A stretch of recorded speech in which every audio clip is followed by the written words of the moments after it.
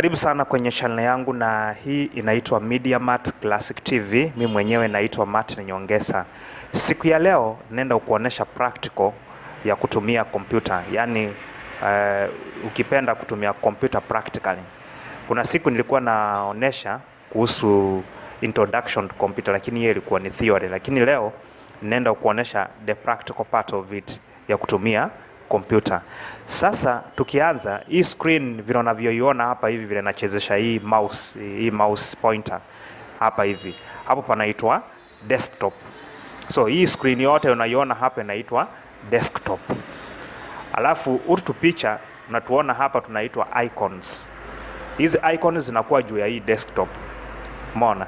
So unapaswa ujue hii screen inaitwaje na hizi zinaitwaje. Hizi zinaitwa icons. Na hizi icons ziko tofauti, ziko types tofauti, kwa sababu kuna program icons, kuna folder icons, kuna file icons. Folder icons ni hizi zenye zinakaa kama bahasha. Program icons ni hizi zenye unaona zinakaa kama Chrome nini, hizo zinaitwa program icons. Alafu file icons ni zile zenye umesave kazi juu ya hizi ya desktop, kama vile una hii image, hizo zote ni file icons. Alafu tukiteremka hapa chini kuna hii bar inaona inazunguka kuanzia hapa mpaka hapa. Hii inaitwa taskbar. Hii bar inaitwa taskbar. Na hii taskbar is very important. Ni ya muhimu sana kwa sababu inaonesha time, inaonesha speaker volume. Pengine unaweza kuwa na kompyuta yako na unaona haitoi volume, inaweza kuwa hapa hii volume imeteremka chini, umeona, na unaweza kuja ukaklik hapo ka set volume. Hapa pia inaonyesha internet, icon ka internet hapo kataonekana. Alafu pia hii taskbar ni mahali penye programs zinasimama. So ukitaka ku access program yoyote yenye umefungua unakuja hapa hivi kwa hiyo taskbar. So hapa kwa start utaona kuna kitu kia round hivi. Ukiklik hapo itakuletea hii bar. Hii bar inaitwa program menu. Hii bar inaitwa program menu. Kwa nini inaitwa program menu? Ni kwa sababu iko na programs zote za kompyuta. Hii kompyuta program zake ziko hapa. Hata ukikuja hapa kwa all programs utaziona ziko hapa.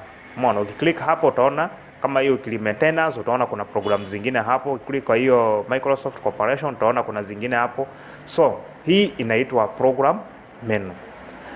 Na tena tukirudi hapo kuja hapo kwa start, hapo wamesema search programs and file. Inamaanisha hapa unaweza search kitu yote yenye umetype, pengine umeweka kwa hii kompyuta lakini umesahau mahali penye umeisave. So unaweza type jina hiyo kitu ulikuwa umetengeneza na ikakuja. Umeona? So hii inaitwa search bar. Hii inaitwa search bar. So unaweza search anything that you have kept in the computer. So tukiachana na hapo, unapaswa ujue kutumia computer, especially when it comes to folders kama hizi. Ukiona hizi folders zenye watu wametengeneza wameweka hapa, usifikirie ati ni tu unaweza kutengeneza zako. Unaweza right click kwa mouse, unaweza tumia right click on your mouse, alafu ukaenda hapa kwa new, ukaenda kwa folder. So nimetengeneza tayari folder kama hizi zenye ziko hapa. Umeona? Unaweza hata move hii folder ukishikilia left button kwa mouse yako na uka move from one end to another. So hizi vitu kuvijua ni kitu ya muhimu sana. Kuna watu wanarukishwa hizi vitu, lakini ni vizuri kujua. Unajua kuna mtu mwingine tu anajua kutype lakini hajui hizi vitu zinaitwa nini. Tukiachana na hapo, wacha tufungue tu program moja hapa, alafu tujue inafanya namna gani. Kama hii WordPad. Naweza fungua hiyo WordPad. Ukifungua hiyo WordPad, utaona kuna hii space ya white. Hii inaitwa text area. Hapa ndio unaweza kutumia kwa kutype documents zako, unaweza kutype anything that you want. Lakini kando na hii text area, kuna hizi tools ziko hapa zenye zinaweza kutumika ili utengeneze kazi yako vizuri.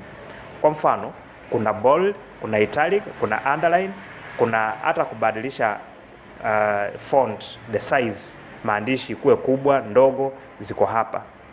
Alafu pia vile unaweza badilisha style ya maandishi yako, unaweza badilisha na hapa. So naweza amua nikatype hapa kitu ili ujue ni kitu gani najaribu kumaanisha. So nimetype hivyo. So nataka ni highlight hivyo. Kwa highlight inamaanisha nafinyilia left button ya mouse, ukifinyilia ukienda hivi. So nakuja hapa, nataka nichukue hii kama the style ya maandishi yangu, na nikiona kama hiyo haiwezi onekana, naweza amua nikachukua style nyingine tofauti kama hiyo, ama nikakuja nikachukua hii bold kabisa. Na nikitaka kuongeza font size, naweza ongeza na hapo, na naweza kuja nikaongeza reduce na hii small a. Hii big A ni ya kuongeza na hii small a ni ya kureduce. Ama unaweza kuja ukaklik hapo kando na hizo maandishi unaziona hapo, hizo letters unaziona hapo, ukaenda paka hapo kachukua hii. Lakini sasa unajua hii mwisho wake ni 72, but hii inaendelea hadi 1000 huko kuendelea. Kwa hivyo ukitaka kutengeneza kazi yako, unaweza tumia hizo tools zenye unaziona hapo, ukafanya nini, ukatengeneza kazi yako. Sasa hii iko kwa kitu inaitwa home. Hizi tools kwa mahali panaitwa nini, home. Umeona? So nitaweza highlight hivyo, nikapunguza. Alafu nikitaka kuweka bullets, naweza kuja hapo nikaweka bullets. Umeona? Ameweza kuja nikaweka kama hiyo number bullets, ni vile tu zinaonekana kidogo, but wacha ni reduce. Nataka nikuoneshe kitu na reduce hii. Wacha nitoe hizo bullets ndio mjue vizuri. So nataka kuweka bullets. Hizo bullets hazionekani, lakini ukitaka kuweka bullets ziko hapo. Naweza weka bullets na hapo, ama hii ukitaka kuweka hizo dots pale. Alafu ukitaka ku minimize hii program, unaweza click kwa hii dash unaiona hapa, unaweza minimize. Ukiclick hapo minimize, unaweza fikiria pengine umefunga hiyo program, lakini haujafunga, imejificha tu hapa chini kwa taskbar. So unaweza rudi tena hapo kwa taskbar ukailegesha, na hii unaweza kuiclick ikarudi katikati, na unaweza click hapo tena kama occupy the whole screen. Na unaweza kuja hapo katoka hapo kwa close, unaweza close. Lakini sasa hii utaletewa aka box kwa kikuuliza do you want to save changes to document. Ukitaka ku save change unasema yes, na click hapa save. Kama utaki unasema don't. Umeona? Na kama utaki kufanya nini, kusave kitu yote, unasema cancel. Ukicancel inamaanisha hakuna kitu kitasavika.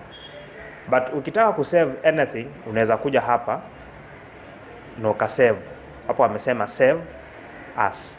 Unaweza save umeona hapo amesema desktop. Unaweza enda tena kwa desktop kwa mahali penye nimekuonesha mara ya kwanza. Nataka kusave wapi?